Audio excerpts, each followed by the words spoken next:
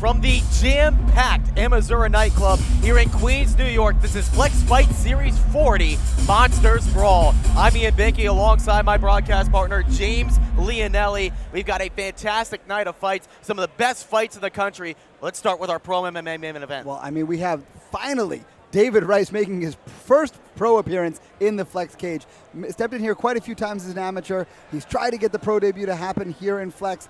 Didn't happen, but he's had a couple pro fights since, but made his way. Finally has a great match laying ahead of him here. A combined 42 years of grappling experience between those two gentlemen. His opponent, David Bergida, has a win over Flex veteran Michael Pizza Visa, so you know you're going to see some great submission attempts and some great work on the ground in that fight. But that's not all we got. It's a D3 wrestler against a D1 wrestler. Well, we also got our co-main event. Fantastic matchup here. Absolutely. Again, two great camps in that fight where we have both Dante Rivera BJJ and Kaizen Mutant MMA facing off, two gyms that are no stranger to the Flex cage, and both of them are ready to put on a show. Guys who are looking to take the next step in their career, and what a better place than Flex Fight Series. Yeah, that co-main event has a Georgian striker going up against a Puerto Rican boxing champion. I can't wait. Let's get right to the action. Ladies and gentlemen, we are live from the sold-out, world-famous Amazura Hall in the heart of Queens, New York. This is Monsters Brawl, the 40th Flex Fight Series event, a milestone event where Fight Club meets nightclub and monsters collide. This is your professional MMA co-main event of the evening in the men's lightweight division, brought to you by Hollow Labs. Introducing first, fighting out of the blue corner, a striker. He stands 5 feet 10 inches tall, weighing in at 158.8 pounds. Fighting out of Acacia, Georgia, representing Kaizen MMA and Mutant MMA. Ladies and gentlemen, make some noise for Lashkhia. Introducing his opponent, fighting out of the red corner, an aggressive warrior. He stands 5 feet 11 inches tall, weighing in at 156.5 pounds. Fighting out of San Sebastian, Puerto Rico, representing Dante Rivera BJJ.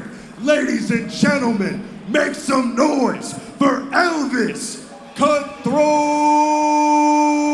LeBron. And your referee for this contest, Tommy Santana. Tommy Santana, the referee for your first professional fight of the evening. Lashkhia out of the blue corner in the gray shorts. Meanwhile, the white out of the red corner for Elvis Cutthroat LeBron. They close the cage door with two inspectors still in. Uh-oh. That would make for an interesting environment. Just standing there holding, just setting the pick like in basketball. Here we go. We're underway on our internationally televised co-main event in our main card. Right away, we see the aggressiveness of Elvis LeBron coming out, swinging some big shots and big kicks. Now LeBron, a high-caliber fighter, mentioned a Puerto Rican national boxing champion, also made his pro debut with the PFL. Now, one thing I always caution strikers against is opening with that back leg round kick. It's a great way to get countered, especially against a fighter the caliber of Becca. There's a nice combination there, and Elvis with the entry here. His hips are a little far. See, now he's getting his hips in a little closer. When you take someone down, you want to grab them with your chest. So you can see slowly but surely Elvis working his way to get his chest in there, and that's going to be the thing that'll make the difference. Lashkhia got to be careful back of the head there on those strikes.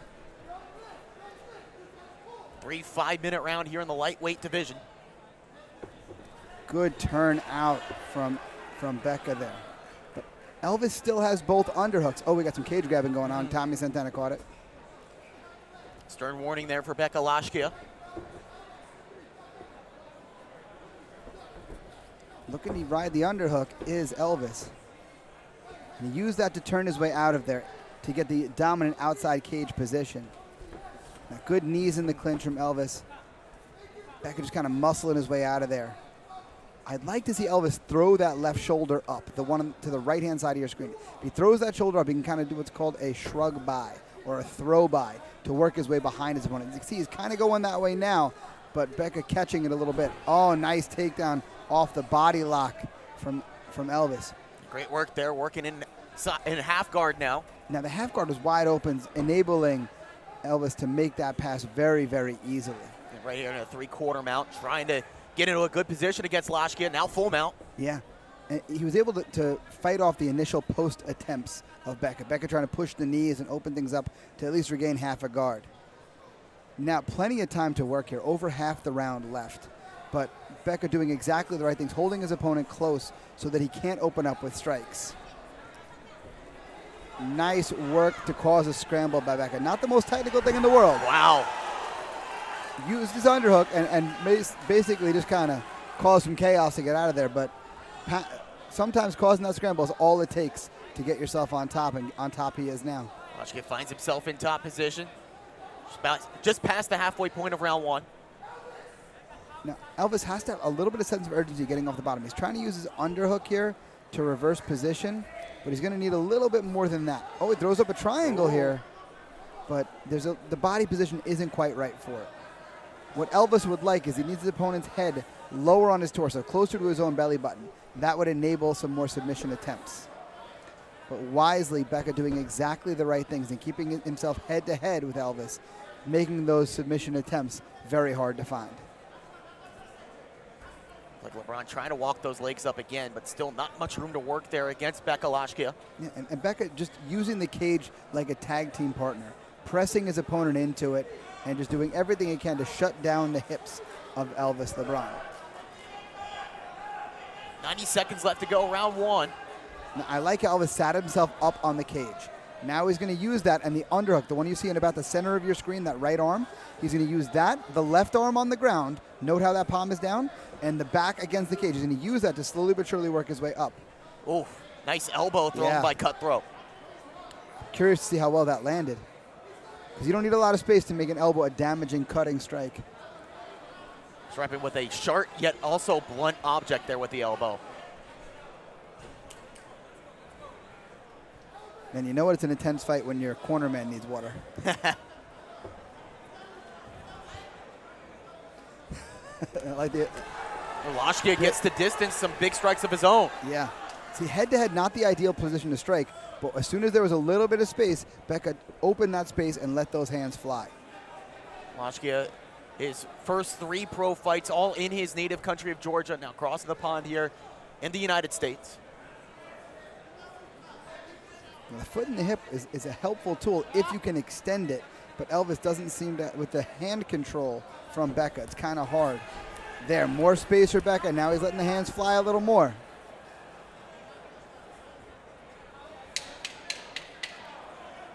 Look for some space here is Lashkhia for some big strikes late round 1.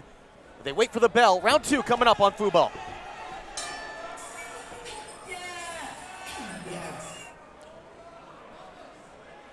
Welcome back here on Fubo Sports for this co-main event of the evening at Flex Fight Series 40. Round 2 between Becca Lashkhia and Elvis Cutthroat LeBron on tap.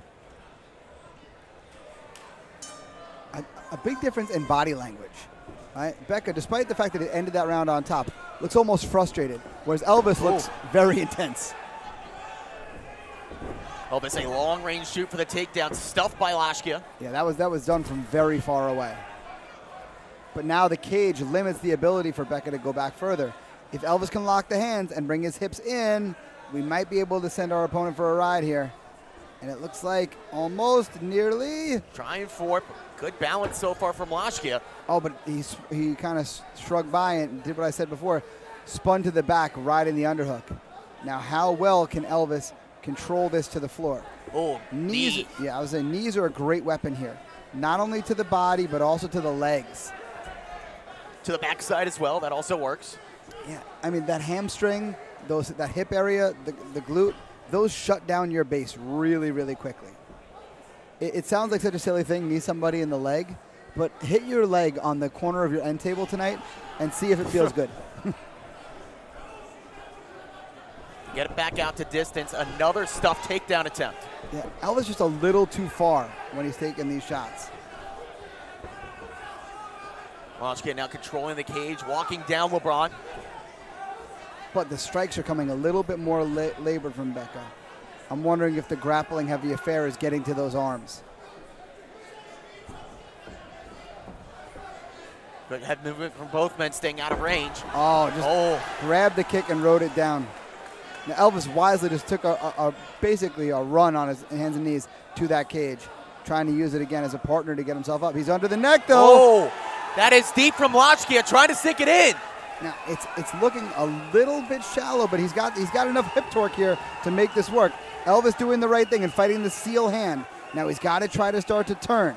Little by little, he's got there, little adjustments. That's it. Great defense from Elvis there. But now he's got to be cautious because the side he's turning to is what is referred to as the choke side. So body triangle for Becca, but the cage is working against him a little bit here. Some deep breaths from Elvis. LeBron escapes a rear naked choke. Now, interestingly, it seems like Elvis, who's wanting to get this fight on the ground, but it seems like now twice that Becca, the man finding the better positions once we get there. Body triangle stays strong for Lashkhia, trying to sink that choke in again. Now, again, the cage is going to work against Becca a little bit here. You see the way his back of his head is pressed against it? It's going to be hard to get the hip extension he wants to make this choke more than just something gassing out his arms. That's an important point there. You got to manage that kind of gas tank here just midpoint of the fight. Yeah, if he can find a way to without losing control with his legs, spin his head off the cage. Even posting a hand on the cage can be the kind of thing that'll enable him to turn a corner. See, now he's in a much better choke position. Now Becca can extend those hips. Oh, he's got the hands clasped together as well, but not quite on the chin of LeBron. LeBron doing a great job of fighting the hands. He's being very, very, very difficult. Hollow Labs, a sports performance supplement brand formulated for everyone. Great back control ride from Becca here. I like how he's switching from traditional back control to the body lock. He's going for the ankle lock is LeBron, but it looks like Elvis is savvy too. He's kind of buried the 1 foot deeper enough where that submission is no longer a threat.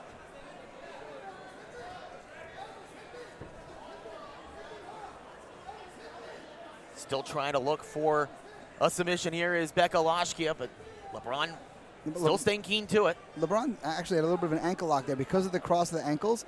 If he can hip out effectively here, he can break. If you look on the bottom corner of your screen there by the clock, he can break the one ankle over the other. It's a super powerful submission, but it requires some real hip power, and you got to kind of go 0 to 100 with it. You can't put it on gradually.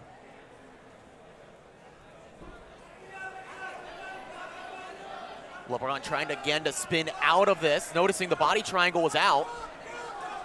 Now, but you see how well Becca's got his arm under. See, like dead center on the screen? That left arm being under the shoulder is what's preventing Elvis from making the turn. Because as he's trying to take that hook out and turn, you see the way Becca is just keeping that shoulder close to his chest and being able to maintain that chest-back connection. They get back to the feet for the final seconds of round 2. Now, Becca's hands looking very labored. But who's the fresher man here? Oh, big hook just missed. Grueling pace in round 2. Setting up for round 3 here on Fubo Sports. third and final round between Becca Lashkhia and Elvis Cutthroat LeBron in your pro lightweight MMA, the co-main event of the evening. Round 2 spent mostly on the ground with Lashkhia on the back of LeBron. See if round 3 could go any different. Nice 1-2 up top for Elvis. Now, I'm curious who a striking battle would favor, because we haven't, though we know Becca's got that great boxing in his background, or rather Elvis has the great boxing in his background, the cleaner striker that we've seen to this point has been Becca. So I'll be interested to see, if we get a stand-up affair at all, how that would go. Both men have been really relying on their grappling through the first 2 rounds. Good underhook control by Elvis here, but I like how Becca rode the underhook here. There's there to spin out. Oh, we got Apollo Creed in the crowd. There's a costume contest among the crowd here for Flex Fight Series 40 Monsters Brawl. Oh, head kick just missed there for LeBron. Step in uppercut missed as well. Again, LeBron looking for that long-range takedown. Stuffed on a couple in round 2. This one stopped mostly by Lashkhia, but he's still in on it. Yeah, again, Elvis has to bring his hips in closer. Right? You're not as strong as extended from your body. If you bring those hips in tighter, you grab with your chest, as I keep saying, you'll be able to hold that person that much better and be able to get your control and lift. I gotta love when I see the crowd shadow grappling. Elvis just trying to wrap up that left leg of Lashkhia, but no luck doing that. Good head position there. Oh, great ride from Becca right there. Then he changes levels down low, looking for a takedown of his own. He's in on a single. Head is up nice and high. Oh, good elbows from Elvis there. That's right on the ear of Lashkhia. These are big strikes. Yeah, and they are certainly having effect here. If I'm Elvis, that ain't broke. Don't fix it. Keep going it. Yeah. He's keep going with it. And now, like if I'm him, keep striking. Give Becca a reason to give up on this takedown attempt. You might not finish the fight, but you'll definitely make him stop fighting for this takedown. Seen fights finished in this position before as well. Yeah, Travis Brown comes to mind. But now, if I'm Elvis, distance would be my friend. Distance would enable us to let these hands go. Oh, nice knee. Cutthroat seeking the head. Lashkhia got that nose busted open with those knees. Hard to tell if it was the knees or if it was some of the strikes against in the takedown attempt. Either way, it's not doing too good right now. It's leaking blood. Now Elvis digging the underhook, but great head position by Becca. The way he's got it under the chin of Elvis makes it very difficult for you to utilize your arms to turn out of here. Now, with just 2 minutes left, if I'm Elvis, I need space here. I need to get out. I need to start striking a little bit more effectively. And obviously you don't want to sit here and rely on the referee to do it for you. So you got to get that head up. You got to get that underhook working, and you got to get yourself out of here.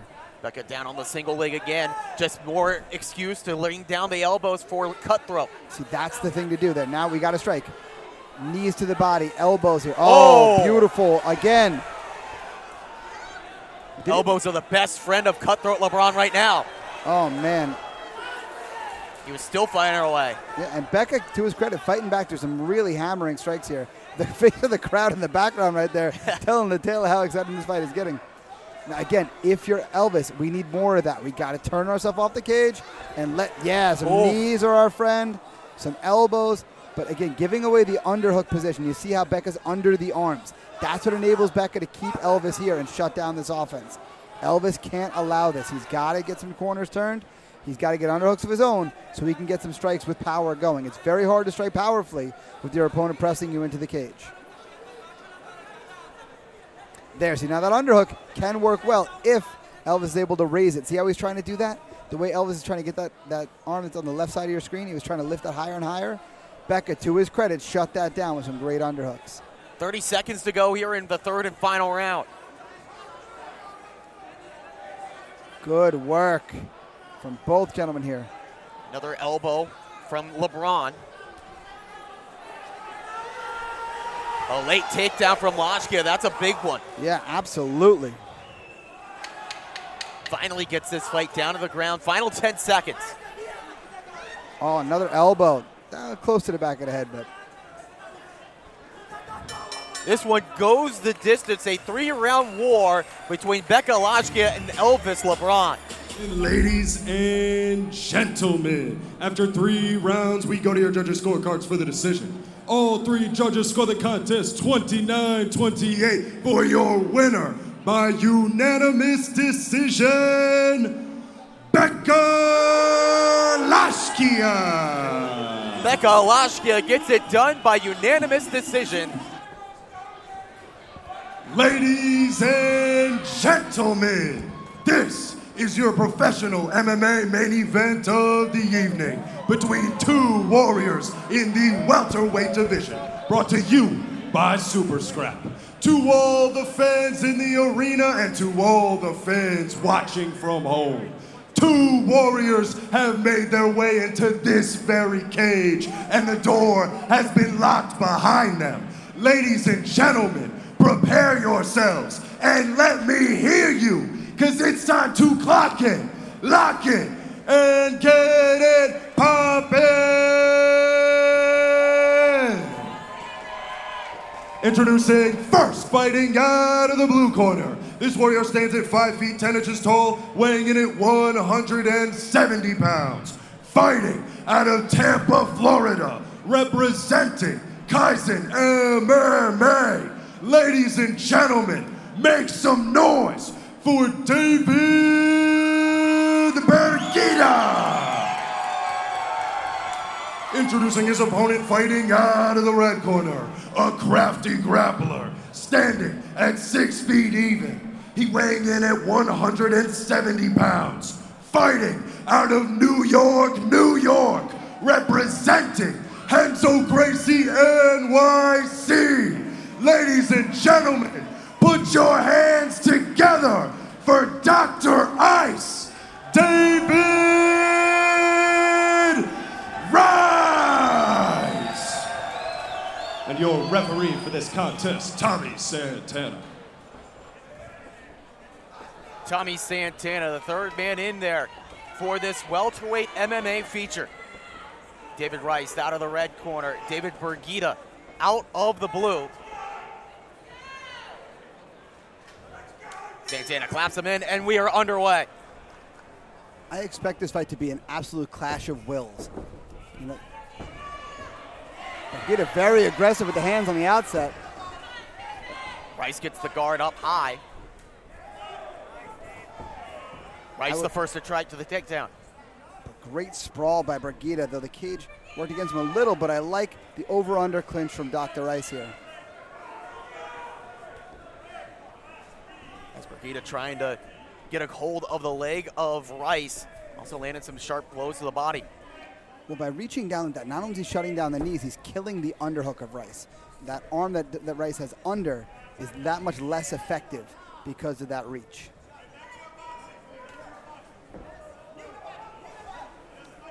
Nice knees to the body here from Rice.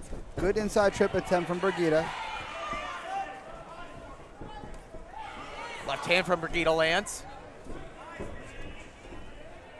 Again, stuffing the head of Rice on that takedown attempt that goes over the top, but still can't get past that takedown attempt. I like the ankle control from Bergida. That's going to help him ride this out. But Rice looking to chain things together well. Well, it's Bergida on the reversal, trying to get dominant position. But Rice, to his credit, working a leg in to get what we call a butterfly hook, to be able to elevate and try to create a scramble and get Rice on his Bergida on his back that way. Now, Bergida with some head, arm, and leg control. A real dominant grip here. Very hard for Rice to go anywhere. Yeah, just controlling that entire right side of the body of Dr. Rice. Yeah, hard for Rice to reshoot here, to put his second takedown attempt together. Now, if you're Bergida, you gotta wait for a little bit of opportunity to either move to back or ride out this when Rice starts to work his way up. Now, again, you see that left arm of Bergida, the way he's stuffing it down like that. And you can see how it keeps the shoulder of Rice very low. Nice elbow over the top from Rice. It's one way to break out of that clinch. Yeah. Make him pay a toll for breaking your clinch.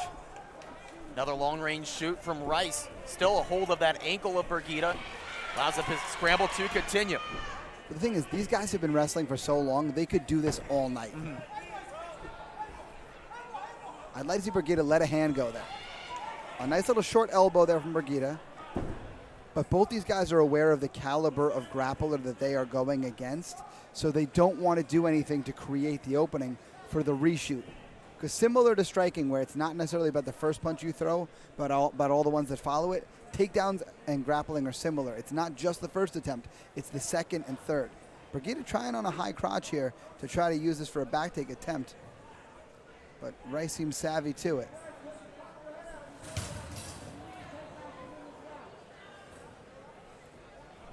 Yeah, Rice really staying committed to the single leg. I'd like to see him turn the corner here. Boom, I like that. Very good work from Rice there to capture the leg. I like how he's got the foot caught underneath. That's really good stuff. Bergida trying to take a hold of the head to limit the movement of Rice. Good work by Bergida to deny that takedown attempt, but Rice still in on the double leg. Yeah, he's in, but the head underneath like that is not a good position. Right, we need to get it out to the body. He managed to pick the ankle of Bergida, but it's going to be very hard to advance position here. We're going to, Bergida's going to have to open up and Rice going to have to open up in order to get themselves beyond this kind of intermediate position that doesn't really favor anybody. Now Rice unlocking the legs, but that does give away some of his control. But I like how he's climbing to that one leg lace there.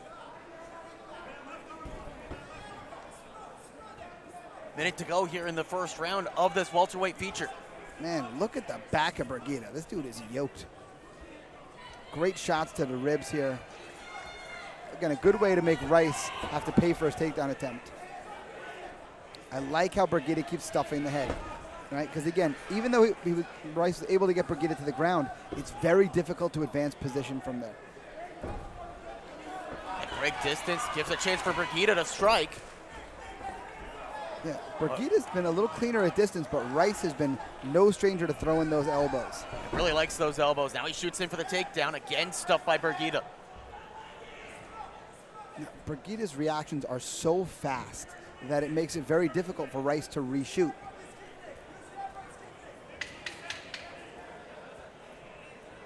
This fight delivering on all the promises as we get ready for round two on Fubo.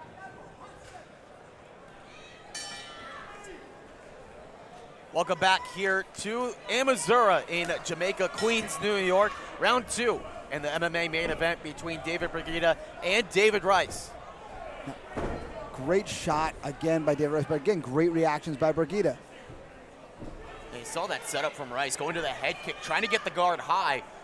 And the guard did go high, but the reflexes from Bergida to snap it right back down low. But again, that's 23 years of wrestling. Like, your instincts are going to be that good. And again, just a great sprawl. I'd like to see Rice really working to stand up and try to re-wrestle here.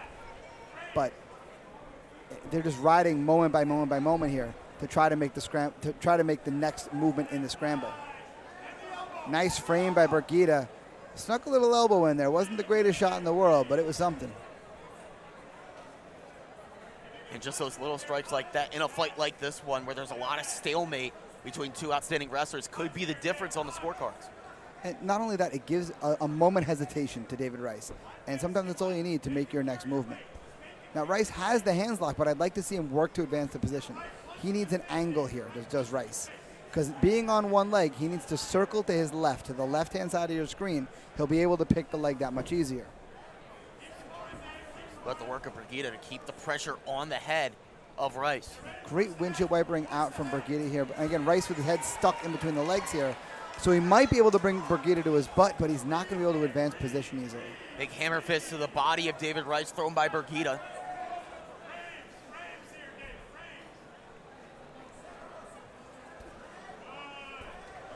This fight presented by Super Scrap, New York's #1 scrap metal pickup service. No better sponsor for our main event.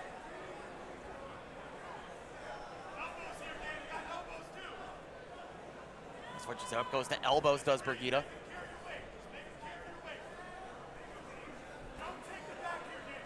Man, great shots to the body here from Bergida. It will not be a fun ride home for David Rice, that's for sure. No. if I'm Rice, I want to see that grip on the inside of the leg, not on the outside. And Rice kind of accepting this position. I'm not sure if he's waiting for Bergida to try to advance, and that's when he plans to make his next move. Oh, good work from Bergida. The explosion gets top position. But good ride from Rice right there to ride out that moment. But again, Bergida now in the more dominant position, right in the back here. Good pick of the ankle there from Bergida. And Rice trying to hit the switch there, the way he's got that left arm, the one about center on the screen, position between the legs, but Bergida wise to it, holding the foot, so that way Rice can't go. Bergida predicted a round 2 TKO finish. The 2 minutes to do that here. I like how Rice is fighting the grip, but I want to see a little more urgency. We're not in a great position. We got to move. Oh, big elbow from Rice.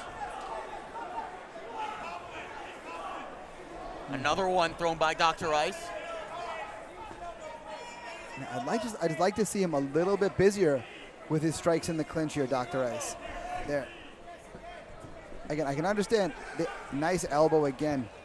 I can understand the hesitation of raising the knee up when somebody's this caliber of wrestler, but still, you're as equal a caliber of wrestler as we've seen. Get out to distance. We'll see if this changes anything. Oh, another takedown attempt from Rice, but again, stuffed by Bergida, who walks to the back. Really good work by Bergida here. Chance to rain down punishment nearing the final minute. Oh, good defense by Rice, and a good scramble here. He's in on a single leg, but again, Bergida's got enough of the foot out. Oh, wow. Good ride of the leg there. Very nice from Bergida. In on a guillotine is Bergida, and the cage isn't a helpful spot, right? But he's given up on it looks like. I'd like to see some more strikes here from Bergida. Good inside control pummeling here. Nice strike from Bergida there. Oh, a big deep breath from Ice there, Dr. Rice right there. And you could see the right eye, I should say, of Rice. A little bit of swelling on it. First real takedown attempt there from Bergida. Nice elbow from Rice again.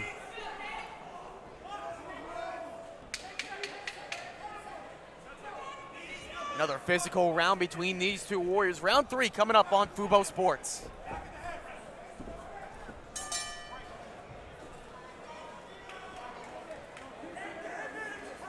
Third and final round here in this MMA main event, brought to you by Super Scrap. David Bergida and David Rice in round 3. Here we go. Good linear strikes there from Bergida. Oh, a nice jab from Bergida. Follows it up to the body. I feel like the corner of Bergida was telling him, you seem to feel more comfortable striking than your opponent does. Let's keep him at striking distance. Oh, nice slip of the hook, but again, takedown defense from Bergida holds up. Nice knees in there from Bergida. Now again, he's done such great work as Bergida from distance. I'd like to see him post off and get back to distance. Rice pummeled that underhook, takes away some of the knee power from Bergida. There's the elbow from Rice. It's been his best weapon here, at least in the clinch. Takedown defense has just been top-notch tonight from David Bergida. Yeah, and Rice just keeps causing scramble after scramble after scramble when they get here. I'd like to see a little more urgency. At this point, it's our third round. We have yet to secure a real solid top position. If we're Rice, we got to work a little more diligently. In other words, sometimes in wrestling, you wait for the scramble to open up to make your next movement. We got 3.5 minutes left to fight here. We can't wait. Especially because who knows how the judges have the first 2 rounds. Exactly. It's such a closely contested fight because so much of the fight has been contested in moments like this. So what are the referees or the judges, favoring? So therefore, you can't just think that you continuing to press in this one takedown attempt is going to be enough. You're going to have to work to get your next takedown attempt. Especially when your opponent is staying active on the strikes to the body. Yeah. It's going to, as you put it before, it's not going to be a fun car ride home for David Rice. Bergida attacking with a guillotine choke, not much on it there, but enough to get Rice to kind of give him something else. Now Rice playing the rules here, keeping his hands down so the knee can't come to his head. Bergida thought about a knee there, then thought better of it. I've seen many a fighter just yank their opponent straight up to pull their hands off the mat and then knee him. It's a great tool.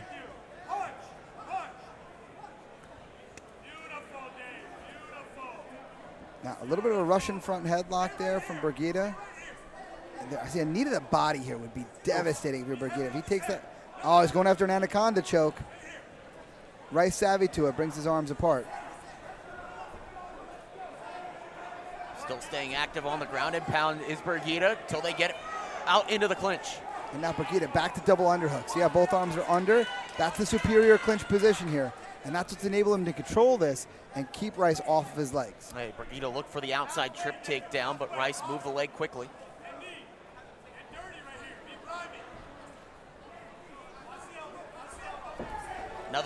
Another elbow from Rice.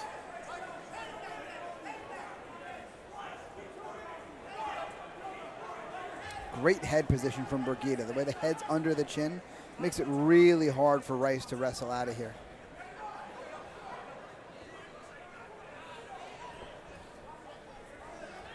Under the 2 minutes to go in round 3 in our MMA main event.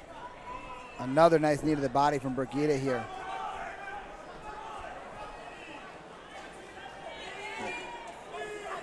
Oh, nice shot from Bergida there. Gives Rice a taste of his own medicine.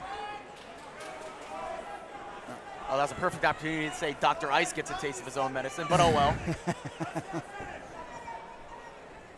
Good pummeling. Oh, a little hook on the break there from Rice. Now we got 1 minute left. This may be time, if you're David Rice, to just bite down on your mouthpiece and let your hands go. Because at this point, the wrestling has not been dominant enough for you. Oh. That would seem to be a bit of a slip on that takedown attempt. Opens that opportunity for Bergida up top. And Bergida has not been shy to continue to let his hands go.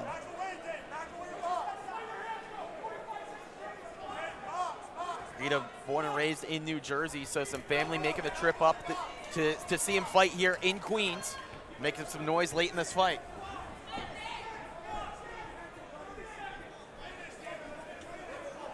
"30 seconds to go to make an impression."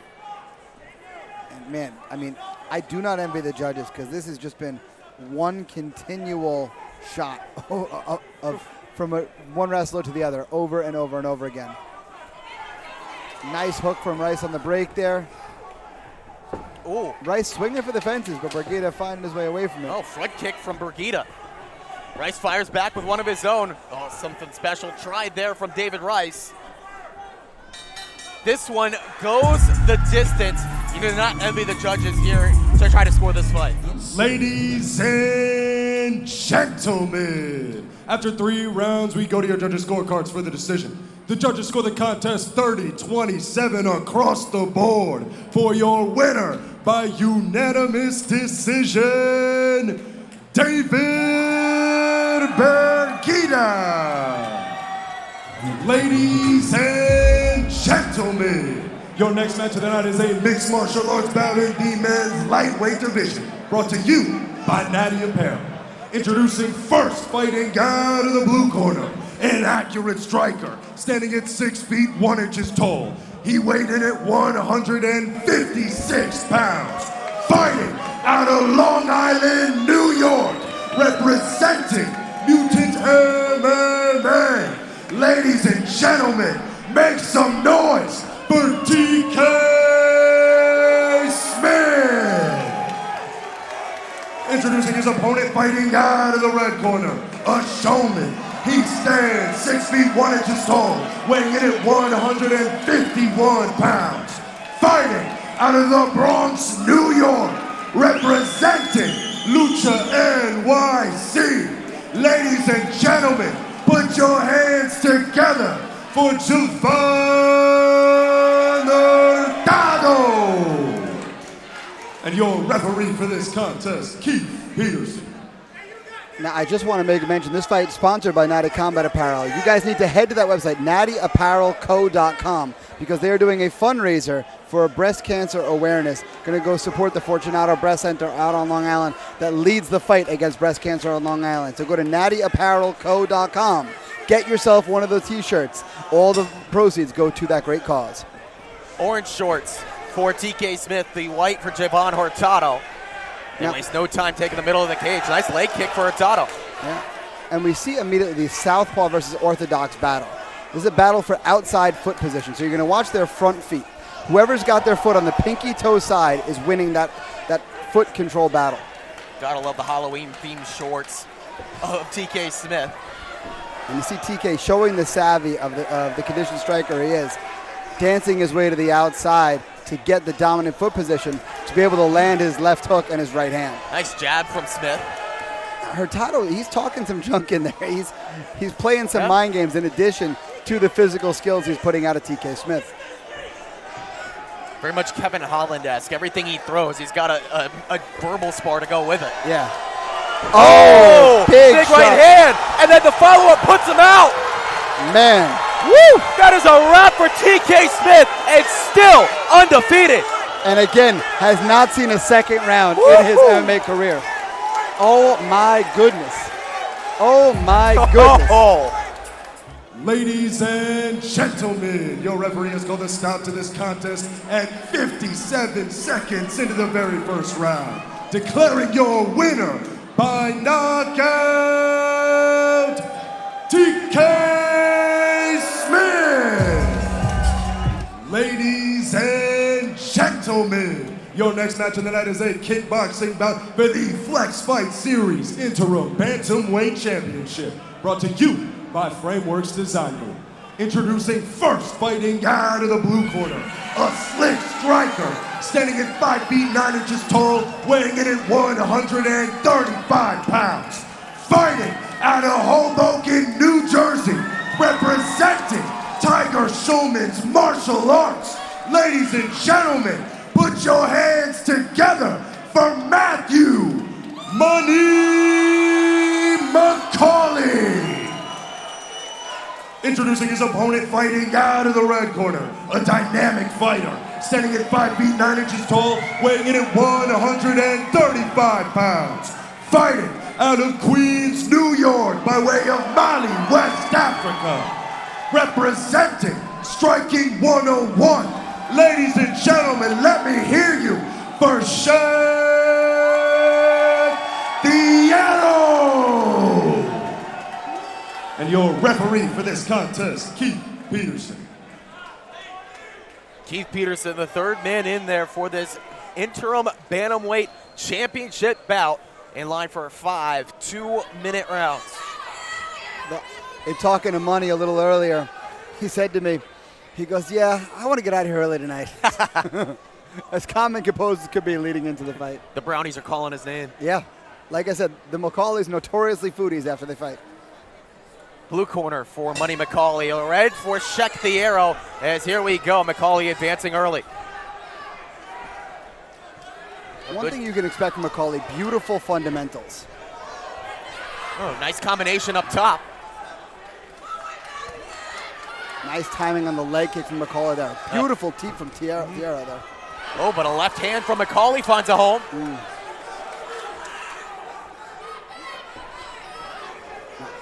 I like the timing of McAuley's round kicks. He's catching them as Czech is advancing. I don't love round kicks with rear leg round kicks coming by themselves, but if you can use your opponent's hands to set them up, it's a great time, especially if they've got weight on them. Oh, that's a slip there from McAuley. Yep.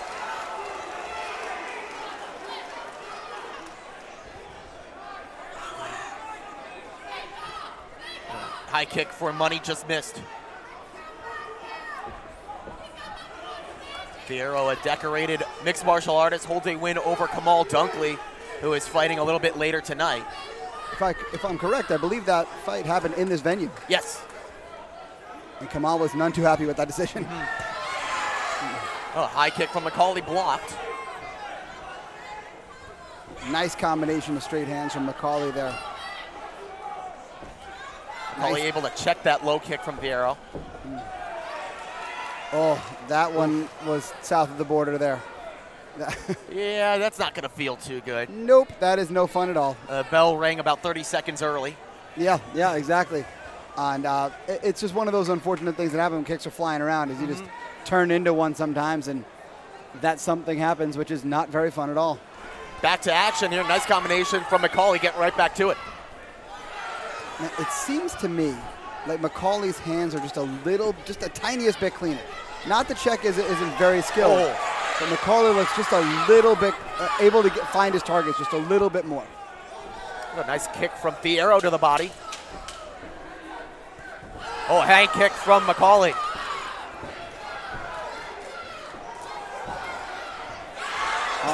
The big strikes for money to end round 1. Ready for round 2 of a potential 5 here in this bantamweight interim title fight.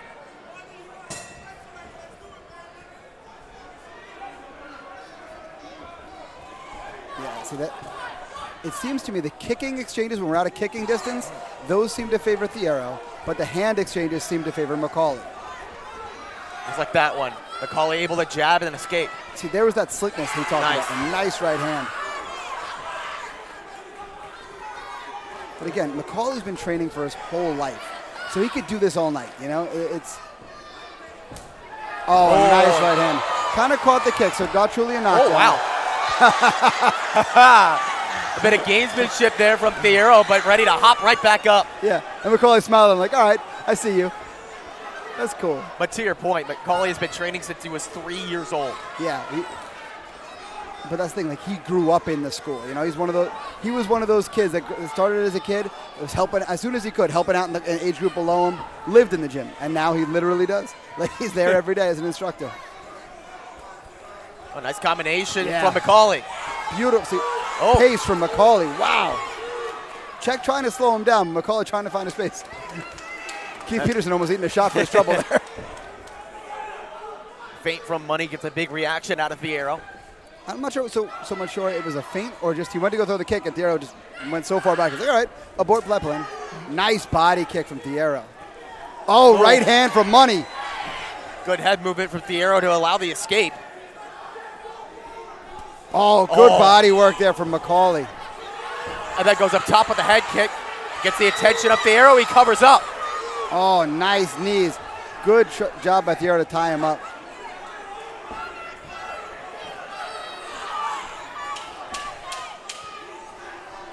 Non-stop action with a belt on the line. We'll be back with more here at Flex Fight Series on Fubo Sports.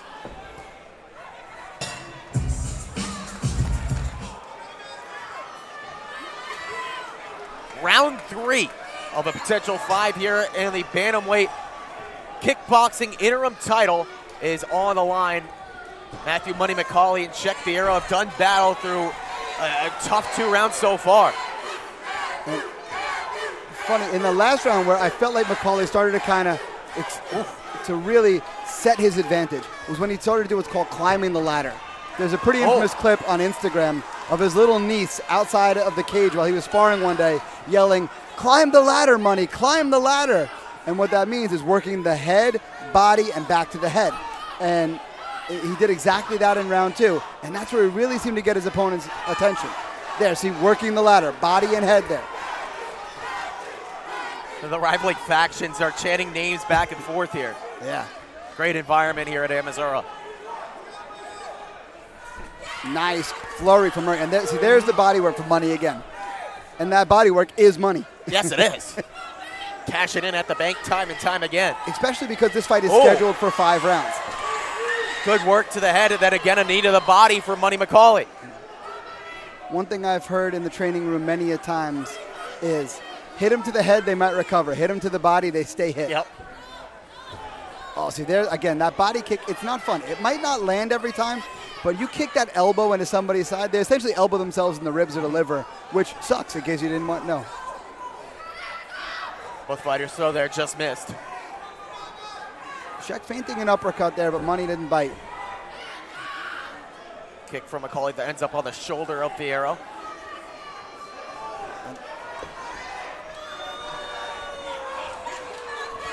Oh, good. Nice front kick from Czech. Yeah. He's landed those very well this evening.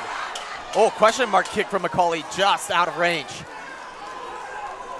That's something McAuley's girlfriend Jordan throws very well, so I'm not surprised. Wow. Oh, big kick just blocked by Thiero. That could have put the lights out, but we see another round. Beautiful leg kick. Oh, big combination for Thiero out of the gates. Here in round 4. Nice slip and rip from McAuley there. That body Nice. kick. Thiero able to answer that body kick with a couple to the head. They go in close range, just firing away strikes. They go the infamous Don Fry clip right there. Just Yes. dirty boxing. Just nice check and counter from Money. Now, Thiero does fight out of both stances, but I'd like to see it done a little more purposefully. He kind of just resettles there, but he doesn't do anything differently. You know what I mean?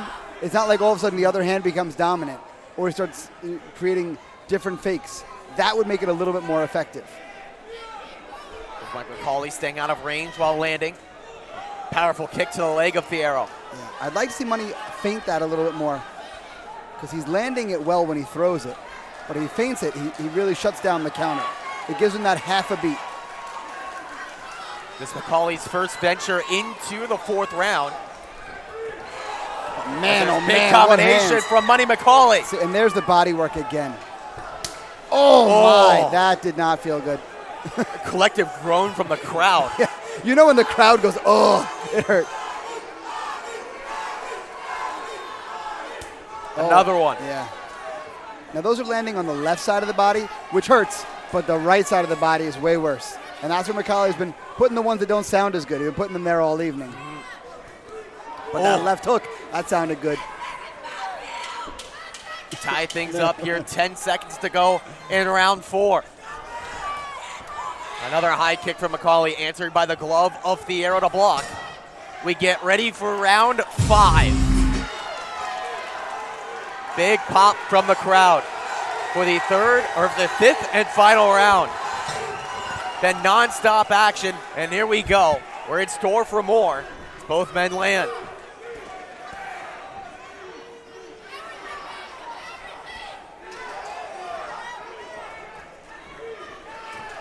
Great slickness from McAuley to get himself out.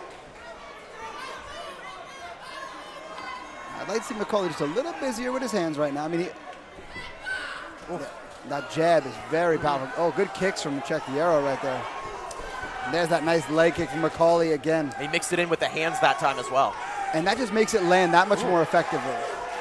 Uppercut for Thiero landed that exchange, but McAuley cracks right back. Whew. Man, he was trying to make his liver quiver with that one.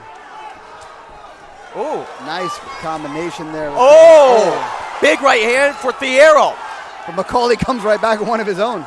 They like exchange right hands there. That was, I think, Thiero's best shot of the fight. It definitely was, but it only has inspired McAuley to fire more.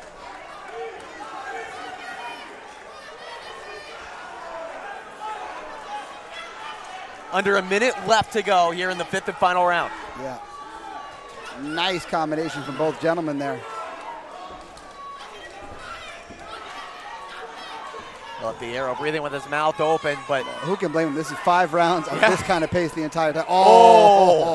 hook to the body for Money.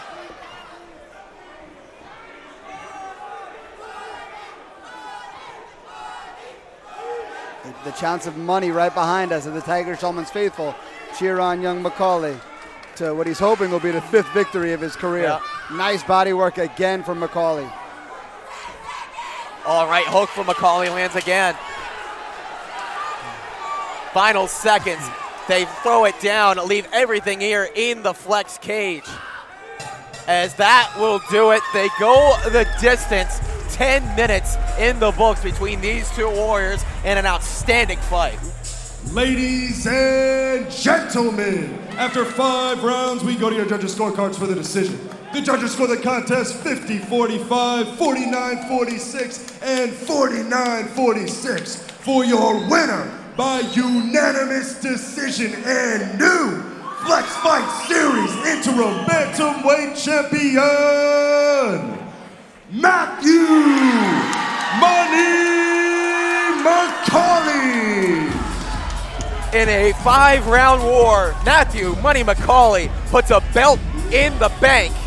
Ladies and gentlemen, Your next match of the night is a mixed martial arts bout for the Super Rare Welterweight Championship, brought to you by Super Rare.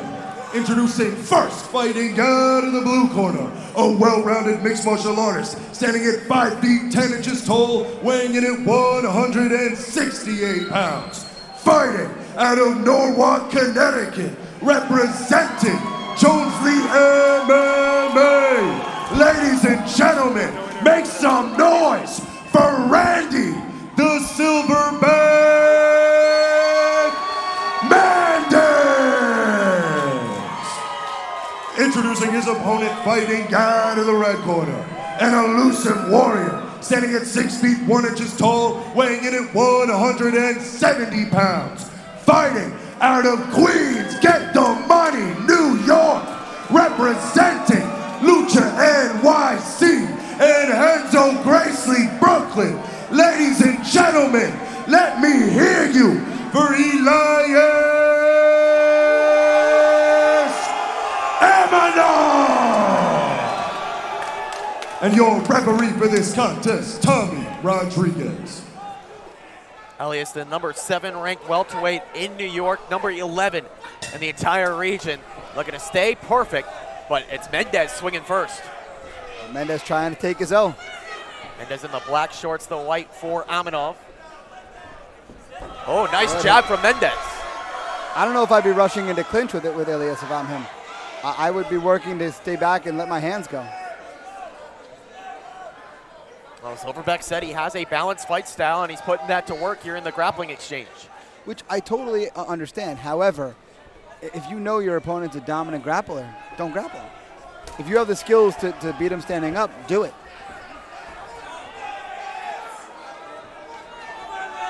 Some big knees to the leg of Aminov there, applied from the Silverback. It's funny, it's those ones that don't seem like they're the hardest shots, the ones that kind of glance off, those are actually the worst ones. There's a good pummel there from Aminov to get off the cage, tries for the trip, but Mendes ends up on top. Now Mendes posting well. Oh, but Elias. Oh, nice. Elias got the hand there, and he was able to convert. But we can see that Mendes is working his way up. Good body lock from Mendes to get up. The scarf hold, a good position if you can hold it, but he didn't have a ton of arm there, did Aminov. So it made it easier for Mendes to make that turn to get back to his feet. Mendes back to throwing the knees here against the cage against Elias Aminov. Aminov going for that little crafty Kimura straight arm lock. Oh, he's looking for a knee bar, is Aminov. He's rolling in on that. But the thing we have to worry about in MMA is our face can get punched in these positions. So you have to really make sure you got that. Knee line is safe now for Mendes. It's passed, right? See Mendes here thinking about letting him stand up. Yeah. Aminov inviting him to the ground. That, if I'm Mendes, don't take that bait. Why? If you know your opponent's got 3 submissions in his background on a 4-fight career, make him stand with you. Aminov trying to tie up that right leg of Mendes. Yeah, doing a little bit of like De La Hiva play, they would call it. Again, if I'm Mendes, just stand up. Just back out and make Keith Peterson, make Tommy Rodriguez, make Aminov fight you in your fight. Some good up kicks threatened here by Aminov. Aminov's smiling like he's winning the fight, but this is not, I mean. It's not a good visual to the judges. Yeah. You're laying on your back with your opponent standing over you, and yes, he's not knocking you out, but this is no different than him killing clock in your guard.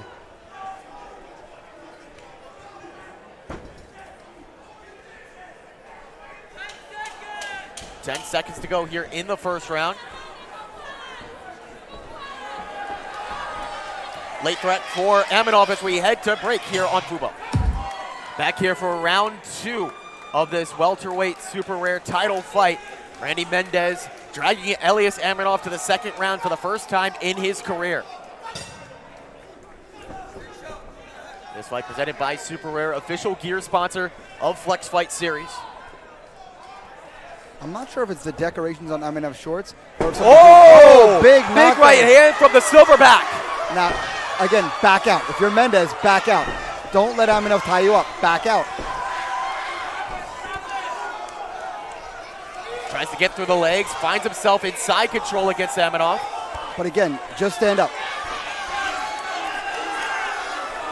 Does stand up, still in on the clinch against Aminov. But again, but why? If you knocked him down, don't engage. Stand him up.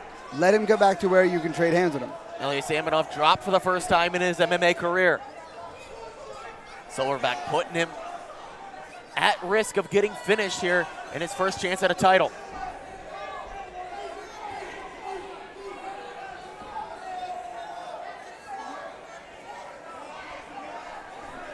Aminov trying to sink in that guillotine choke. Mendes gets off of that.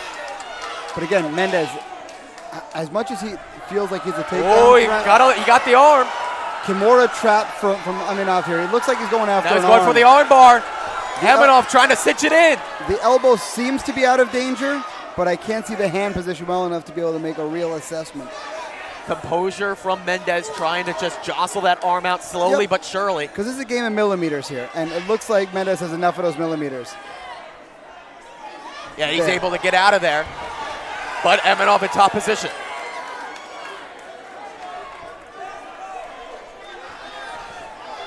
Good head pressure from Mendes, denying the dominant position of Aminov, but settles into side control. Now, he's offering up that arm to Aminov. I hope.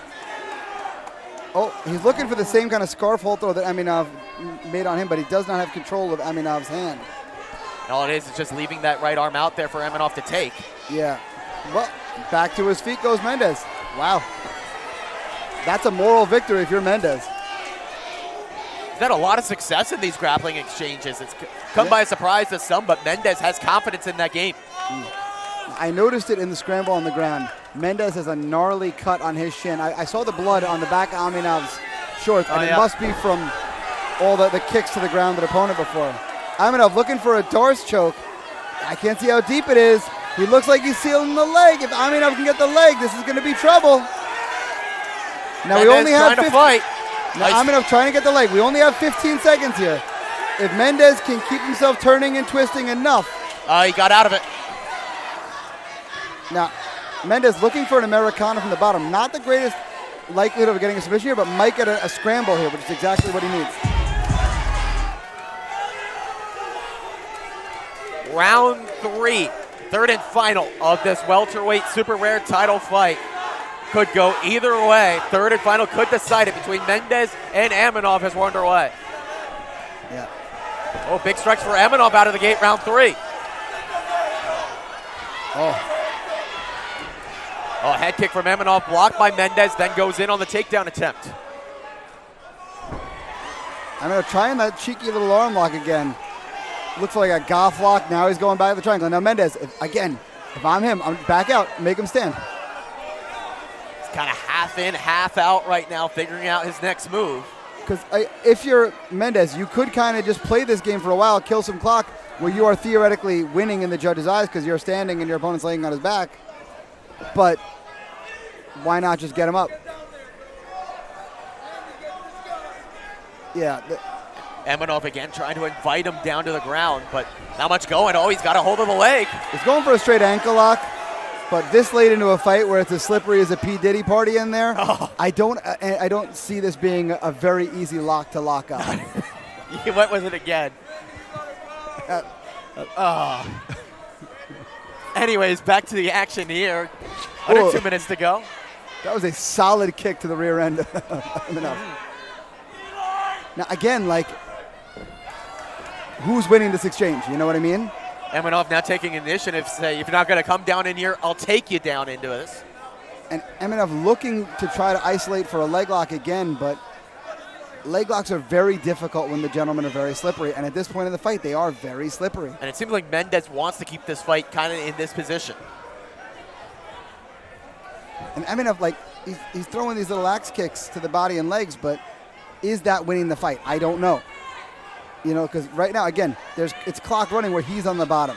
And it's very difficult in the judge's eyes to win an MMA fight while you're on your back. But it has been done before. Yeah. But in those cases, there's really standout submission attempts. We don't have that.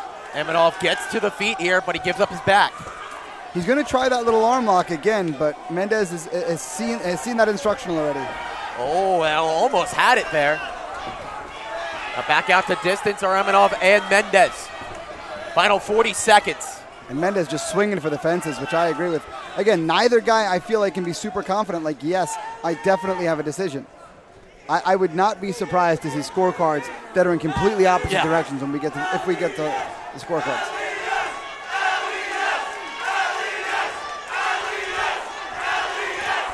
Oh, another big knee from Aminov. Aminov trying for a late guillotine here. Doesn't really have it. Final 10 seconds.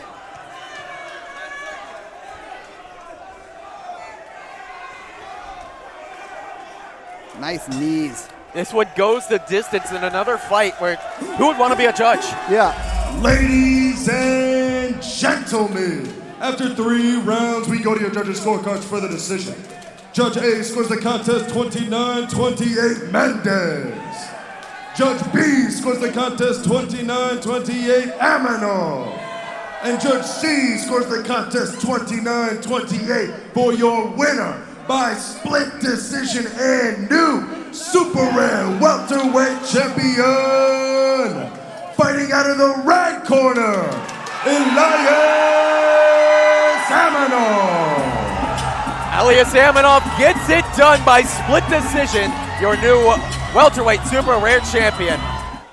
Ladies and gentlemen, your next match of the night is a mixed martial arts bout for the ISKA Super Flyweight Championship. Brought to you by Brute Seltzer. Introducing first, fighting out of the blue corner, a well-rounded mixed martial artist standing at 5 feet 10 inches tall. He weighed in at 129.8 pounds. Fighting out of Freeport, New York, representing Mutant MMA. Ladies and gentlemen, put your hands together for King Kamal Dynamite Dunkley! Introducing his opponent, fighting out of the red corner, a relentless fighter standing at 5 feet 9 inches tall, weighing in at 131 pounds. Fighting out of Missoula, Montana, representing Team Balman. Ladies and gentlemen, make some noise for Tannen, the Hangman Balman. And your referee for this contest, Keith Peterson. Keith Peterson gonna have his hands full here in this fight. 2 intense guys. Saw it in the weigh-ins yesterday, and now kind of translating already here in the stare downs pre-fight. Dunkley in the orange, Balman in the black and white. Balman, for a young guy, young in his career, looks intense as can be. Interestingly, for all the wrestling, I don't see any cauliflower ear. That doesn't mean a lot, though. I mean, I've been grappling a really long time, and I barely have anything. Here we go in this ISKA title fight.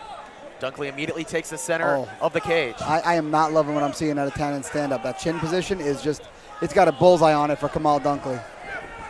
Dunkley stuffs the takedown, gets on top. Balman still wrestling for the takedown, can't get it. Dunkley trying to go to the back. Now, Balman, he's just got to try to climb the ladder here. He's got to work his way up Dunkley's back. Oh, but he's giving up mount, and it looks like a guillotine to boot. They're calling Kamal to put his hips in, but he's better off establishing position here and letting his hands fly like this. Balman looking for an escape route, nothing much there. Now, Dynamite's a little higher than I'd like to see him. I'd like to see his hips back a little further. Or, good idea to disengage there. Why not?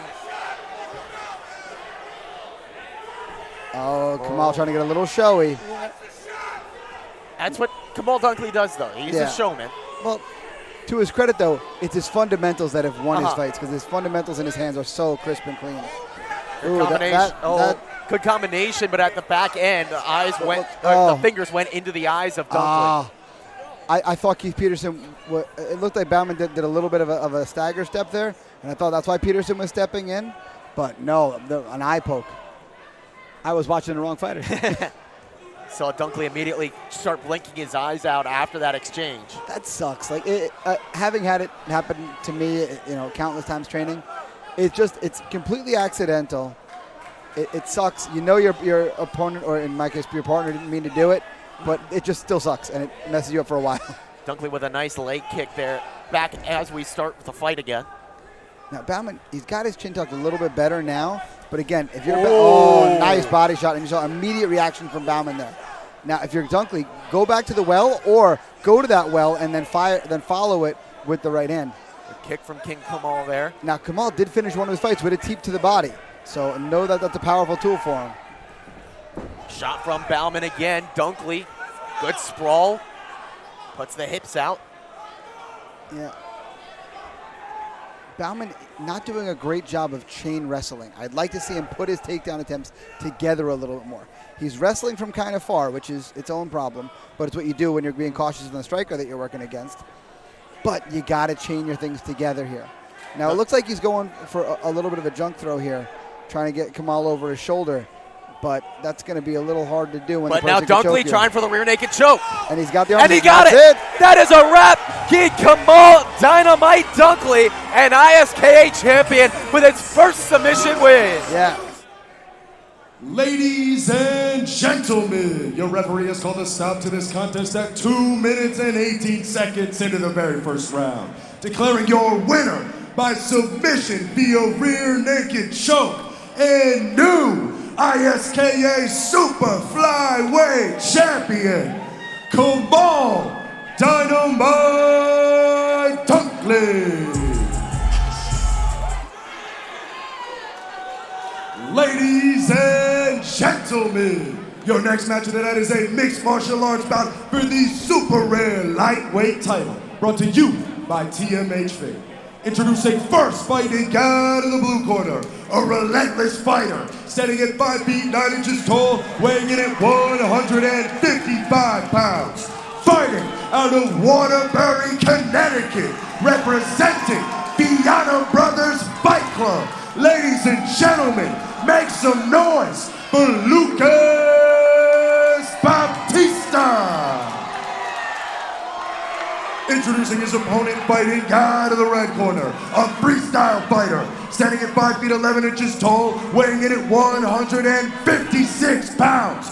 Fighting out of Tenafly, New Jersey, representing MK Muay Thai and Henzo Gracie, Northern Valley. Ladies and gentlemen, put your hands together for Simba Smolenov. And your referee for this contest, Tommy Rodriguez. Tommy Rodriguez, the third man in there for this lightweight super rare title fight. Don't blink. No. One thing you cannot afford to do is Simba in the red corner, the blue corner for Lucas Baptista. As here we go, a flying crane kick for Simba to start the fight. It missed. Then shoots for the takedown, answered nicely by Baptista. Bautista has officially seen the second minute of his mixed martial arts career. Didn't take too long. And he found some space. Oh. Good thing that knee did not land. Cannot do that here at this level. But you can certainly throw those hands. Simba really trying to work for his takedown here. Talking with Smolenov, he said, was not impressed by the hands of Baptista. Thought he was wild and a little bit sloppy, but seems to be pretty crisp and powerful early on. And also, let's give credit where credit is due. Baptista also a purple belt in jiu-jitsu. Yes. So getting him to the ground and getting him out of here with a first-round armbar might be more difficult than one might think. Oh, in Baptista in on the guillotine. He's trying to float over to mount, but he rode the wave now. He's got head-arm control, and he's got some options, does Bautista. I'd like to see him. Okay, good. Disengage and throw. That's the way to do it. All right, hook from Simba. Now, this is where I'm seeing Simba's prediction of the wildness of Baptista getting a little bit. A big cage grab from Smolenov, but Baptista staying on the back. Great use of the underhook there by Baptista to stay on the back. Oh, big right hand for Baptista. But Simba able to get a hold of him. And if that did ring his bell, he's got a moment to compose himself here. Now, we're only about a minute away from seeing the second round of either gentleman's career. See the mouth guard hanging out of the mouth of Lucas Baptista. And you said several times that shows that he doesn't often train with it in. I hate it.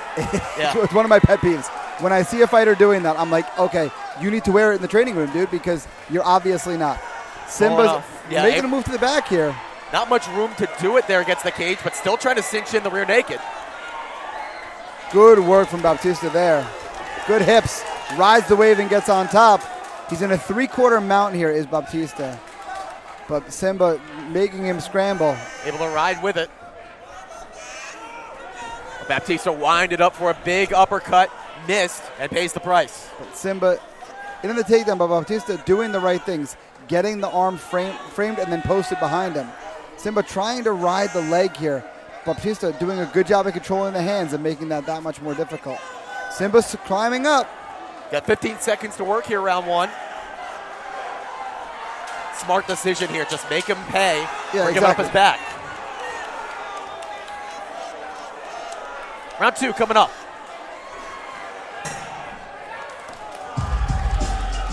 Round two here in this lightweight super rare championship fight.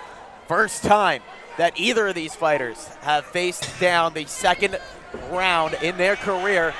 An early catch of the kick from Smolenov, wrestles down for the takedown. But good scramble from Baptista getting his way back to his feet here. Not in a great position in terms of hands. Simba trying to make the back take happen here. But Baptista trying to make the turn away. Look at the head of Simba. That's what's making the difference right now. All right, but Baptista slowly but surely. Smolenov busted open. Looked like he might have busted his nose. I thought that was the tattoo I at thought first. so too, but then I realized that was moving. Yeah, you're right. So now, if you're Simba, now you're seeing that blood drip down. You're thinking, oh gosh, I got to stop this fight because otherwise, if I don't, there's a separation. There's a chance the referee or the doctor could finish this. That nose is starting to leak for Smolenov, but he's got back position. And good hips. Flattens him out. Now, Baptista, a little more urgency to get out here, but how much gas does he have left in the tank after all those sprints in round one? Now, Lucas trying to make the turn here. Smolenov looking for an arm triangle, but I'm not sure he has the cage position to be able to finish it. Oh, that is gross. Your opponent now bleeding down on your face. Yeah. Oh, gives up the chin. Now, let's see, Baptista turning himself around, doing the right things with his head and with the other hand of Simba here. You can see the way. Look at the top hand, the hand that he's controlling Simba with. Very difficult to choke a man with only one of your hands.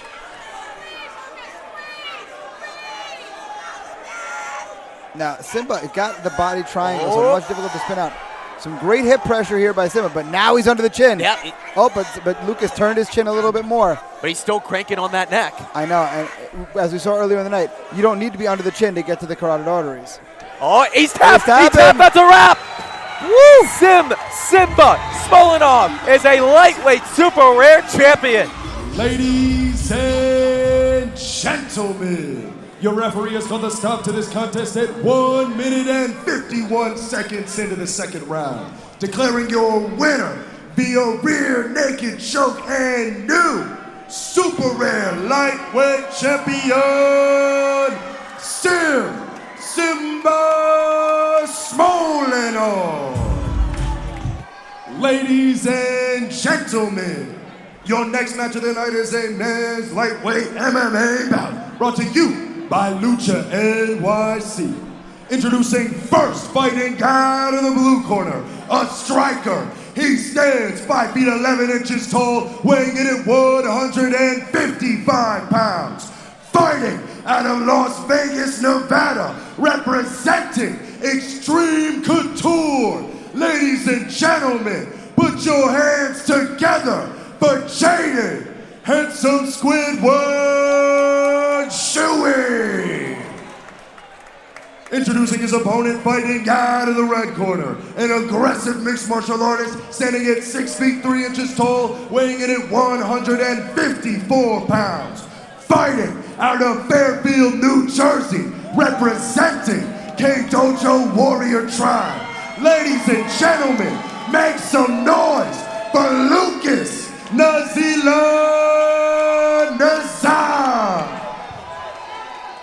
And your referee for this contest, Tommy Rodriguez. Worth noting in the debut fight in the Flex Fight Series for Jaden Shouey, where the handsome Squidward nickname was crowned, he put his opponent away, sent him to the train station with a beautiful straight left hand. Shouey out of the blue corner, the red corner for Lucas Nazard. We're underway here in this lightweight feature bout.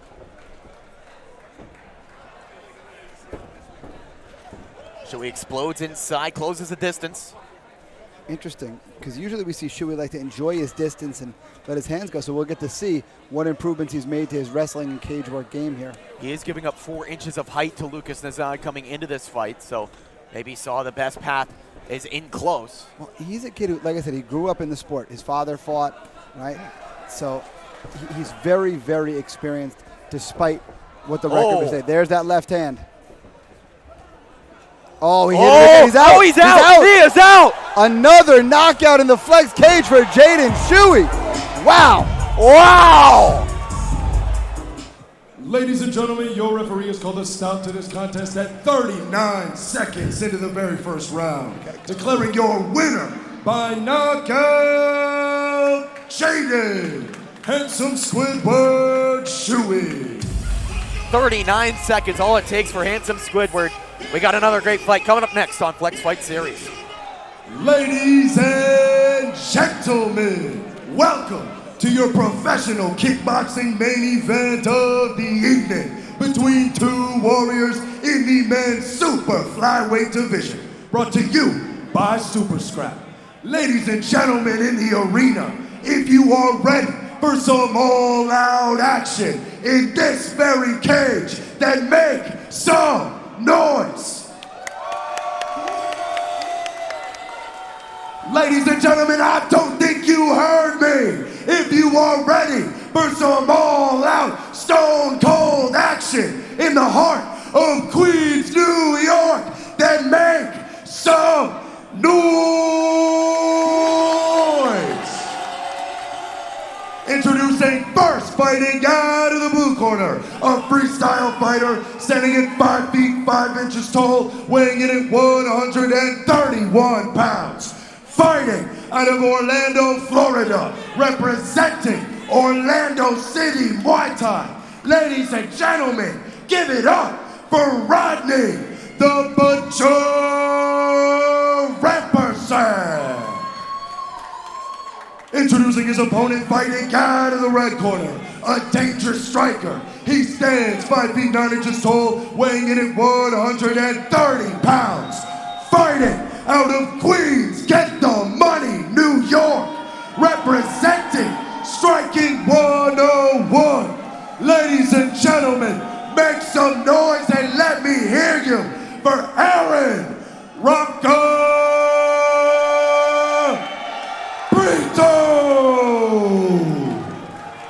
And your referee for this contest, Tommy Rodriguez. Man, gentlemen, if your girlfriends are watching the TV a little more intently now, don't blame Reed.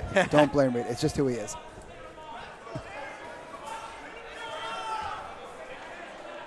Aaron Brito out of the red corner. The blue corner for Rodney the Butcher Rampersad. Your pro kickboxing main event comes at 130 pounds. Gonna be thrilling. We start off with a leg kick from Rampersad. Brito fires right back. Now, Brito not built like he's got power, but the man does, right? He's got some clips on his social media of him just flatlining people with straight right hands and the like. Ooh. Though Rampersad said the finish is coming via leg kicks, and he's landed 2 pretty good ones already. Oh, big right hand for Rampersad. Got the attention of Rocca. And then he lands another big leg kick. Oh, overhand right for Rampersad lands. And he got that leg kick again. That's up to 4 for those keeping track at home. Something that he said he's looking for. And you look at the frame of Aaron Brito, and it does tell you, like, yeah, I'm just going to kick his leg and he's going to go away because his legs aren't built to take punishment. But the man fights so much and so often that he's kind of used to that punishment. Now, good news for Brito there. First one he's avoided. See, this is where Rampersad has been so dominant. And when he presses, when he really pushes the action, that's when he lands big hands. That's when he lands big leg kicks. Another leg kick. That one wobbled the front leg of Brito. Yeah, those are just not fun. It's not fun to get kicked in the thigh at all, but when they take your knee in a funny direction like that, it is not fun either. Head movement of Brito kind of shut that nice down. Right hand from then Brito straight there. Right. Like I said, in straight lines, Brito's very strong. Again, he's not built like you would think he has power, but he's flatlined some dudes with beautiful fundamentals. Not everything's about brute strength either when it comes to power. It's always, it's also about speed, and he definitely has the speed. And, hitting the right spots with the right weapon. For years, my trainer, Tiger Schulman, has said, you don't have to try, don't wind up to knock him out. Just throw a good technique and get knuckles to target. Good combination there from Brito up against the cage.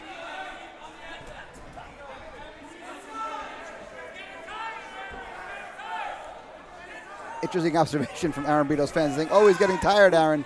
I don't see that. I don't see it either. But maybe it'll be enough to give a little bit of confidence to their fighter. Oh, nice head movement from Rampersad. A 1-2 from Brito. Up from Rocca lands. Now, Brito's pretty good at getting people to chase him a little bit, and when he does that is where he's able to land straight punches with devastating power. Oh, nice slip from Brito. Oh, nice knee from Brito, too. Oh, nice right hand again. Now, Rodney's in. Be back with more here on from Flex Fight Series 40.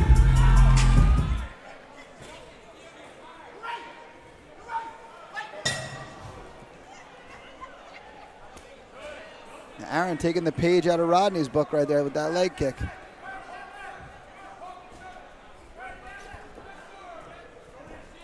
Good combination from Brito. Yeah. He's finding his comfort. When Aaron, like we said before, describes his fighting style as like dancing in there. And that is certainly when he's his most comfortable, when he can have his space and you let him dance. So if you're Rodney, you got to do what you were doing before. You got to collapse that pocket. You got to make it a little ugly and push yourself right into Aaron. There, like pressing him back, pressing him back, pressing him back.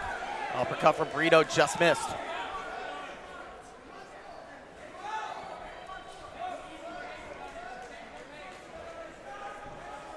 Rampersad starting to walk him down a little bit, trying to get within that range, but those deep kicks do a good job of managing that. See, Rodney's got to either be all the way in or all the way out.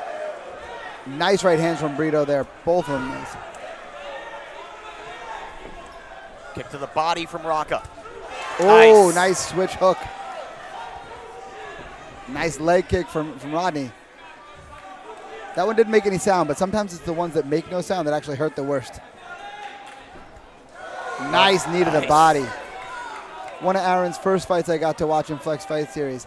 He was having an absolute war in an MMA fight as an amateur, and he landed a brutal knee to the body that finished his opponent. Rampersad goes up top. So does Rocca.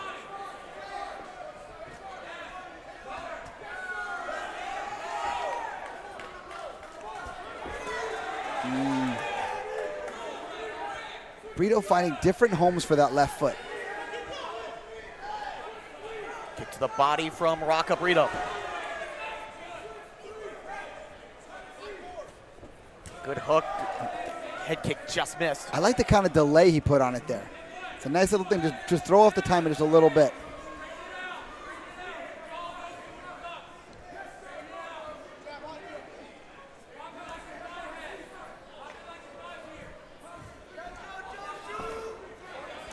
Oh, good question mark kick.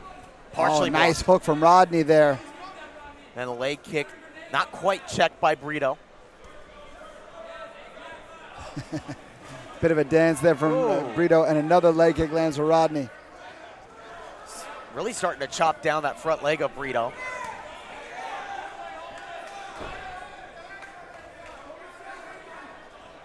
Now, Rodney was landing those kicks a little more often in round 1. He seems to be slowing down a little as we get to round 2. Or is it just that Aaron's getting that much more comfortable in his distance?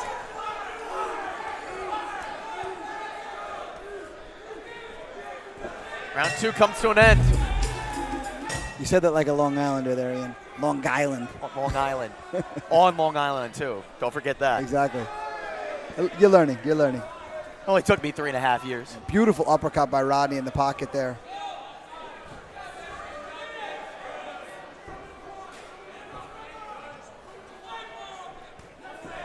As always, you can catch every main card live on Fubo Sports. Oh, nice little hook from Rodney there. That one snuck through the guard. And there's another leg kick. And a leg kick back from Brito. Ooh. Little hook kick from Brito.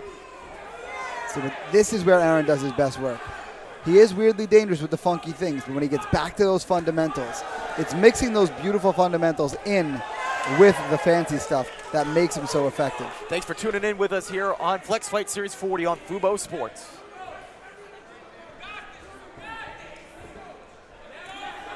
Nice kick to the body from Brito there.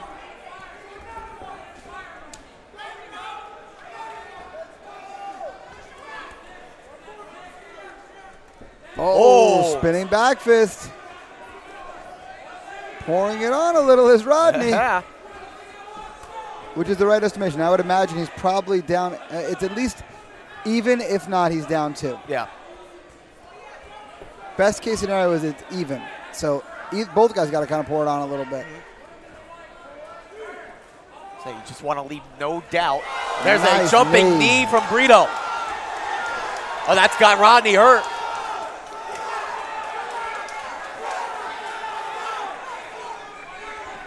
Aaron trying to get his physical. Nice hook from Rampersad there. It just got sprayed with sweat. Yes, it did. That's disgusting. Could be worse, I guess. Yeah, I mean, it's been blood in the past. So right. It looks like that knee opened Rodney up.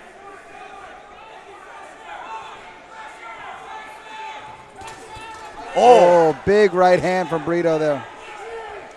Oh, Rampersad fires back with one of his own.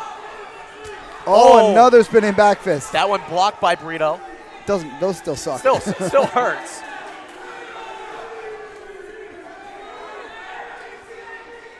$30 seconds left. Who's going to put the last impression in the judge's eyes? I want to know. Oh, there's a cut by the right eye of Rampersad. Yeah, like I said, that was from the knee that opened him up. Starting to get a little bit bigger, more noticeable now after the follow-up strikes. Oh. Woo. Oh, a nice hook kick. Hooks to the body from the Butcher.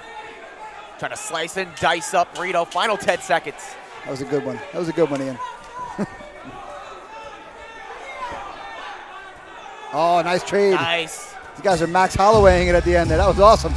Ladies and gentlemen, after 3 rounds, we go to your judges' scorecards for the decision. All 3 judges score the contest 29-28 for your winner by unanimous decision, Aaron Rocca Brito. A 3-round war that goes the distance. Aaron Rocca Brito, your winner. Ladies and gentlemen, your next match of the night is a mixed martial arts bout between 2 warriors in the featherweight division. Brought to you by Brute Seltzer. Introducing first, fighting out of the blue corner. Ladies and gentlemen, make some noise for Hunter H.T. Daniel. And introducing his opponent, fighting out of the red corner. Put your hands together for Angelo Joy Boy Suwall. And your referee for this contest, Keith No Nonsense Peterson. Keith Peterson, another assignment there for No Nonsense. Hunter Daniel in the blue corner, the red corner for Angelo Suwall. Well, it seems like the crowd wants some nonsense, but we know Keith Peterson will not be allowing any of that.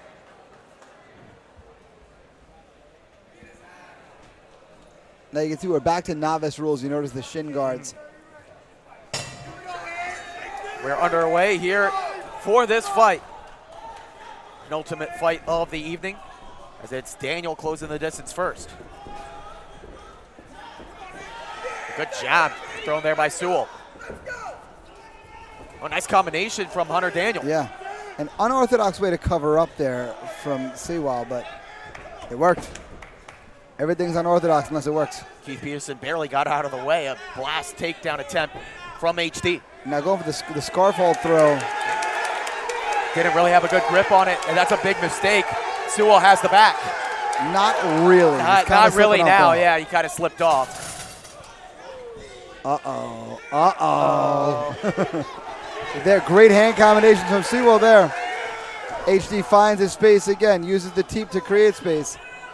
Oh, he swung for the fence and for the body and missed. Oh, big jab big from jab. Suwall.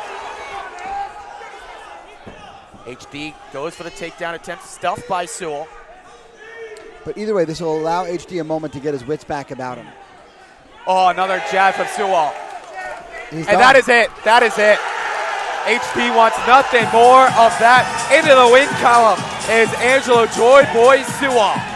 Ladies and gentlemen, your referee has called a stop to this contest at 1 minute and 13 seconds into the first round. Declaring your winner by verbal submission, Angelo Joy Boy Suwall. Woo! What a celebration.